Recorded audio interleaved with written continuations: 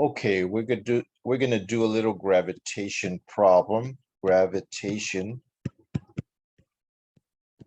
So here we go. Let's say that we have the Earth right here, and this would be a very nice looking Earth. And let's say we have a person standing here on the surface of the Earth. So this is going to be a person that has a mass m, little m, and we have the center of the Earth right here. And let's say this is the radius to the center. So we're supposing that the Earth is, you know, a sphere, and this is the radius. That's the radius of the Earth, and the radius of the Earth is 6.37 times 10 to the 6 meters. And we're going to say that all the mass is concentrated at the center. So let's call the mass of the Earth. The mass of the Earth is equal to 5.98 times 10 to the 24 kilograms. And we're going to say that all that mass is concentrated at the center of the sphere. That's where you have the mass of the Earth all concentrated. And a person here is standing on the surface. And what we want to do is to calculate gravity. We want to calculate g of the Earth. So what is the force of gravity? Well, what is the acceleration of gravity on the surface? Let's remember that it's pointing this way. Gravity is going towards the center.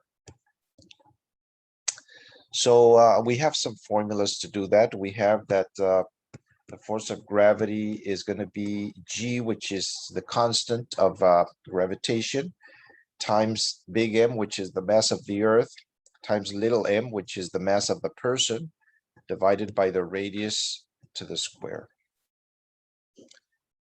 And there's a mg here because there's a force pushing towards the center. So there's a force here, which is mg. Let's do it over here. So it's going to be a force pushing this way towards the center of the Earth. And it's the force of gravity, and it's the weight of the person, and the force of gravity, same thing.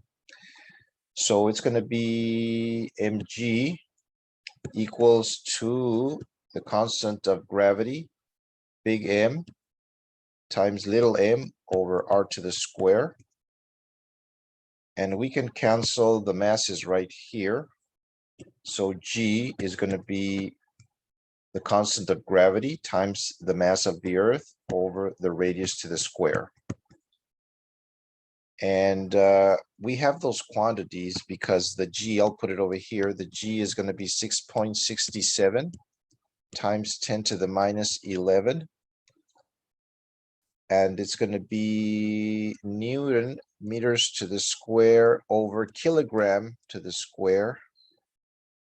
And that would be the constant, and times, we're going to multiply by the mass. So it's going to be 6.67 times 10 to the minus 11 Newton meters to the square over kilogram to the square, times the mass of the Earth, and the mass of the Earth is 5.98 times 10 to the 24 kilograms.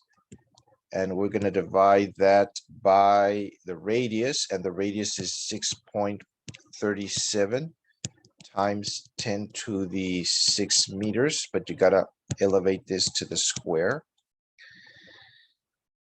And that's going to give you here, if we do it here, it's going to give you, well, the top is going to be 39.89 times 10 to the, it's going to be 24 minus 11. And then okay, this is going to be 13 to the 13 right here. And kilogram is going to cancel with this square over here. So you got Newton, meter to the square over kilogram at the top, and at the bottom you have the radius, which is going to be, you're going to square it, it's going to be 40.577 times 10 to the 12, and it's going to be meters to the square. So this meters to the square is going to cancel with this meters to the square over here. So the G is going to be equal to 39.89 divided by 40.577 is going to throw you a 0.983 times 10 to the 13 times 10 to the minus 12. And then you got Newton over kilogram, and that's going to be equal to 0.983 times 10 to the 1. And Newton is going to be, what is Newton? Newton is kilogram meter over second square, and this is going to be divided by kilogram. So you're going to cancel the kilograms, and then you're going to multiply by 10. So this is going to throw you 9.83 meters per second square, and that is the gravity.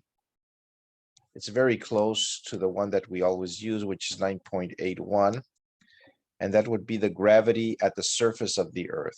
And there you go, you have a little gravitation problem, and we'll do more of these. Thank you, bye.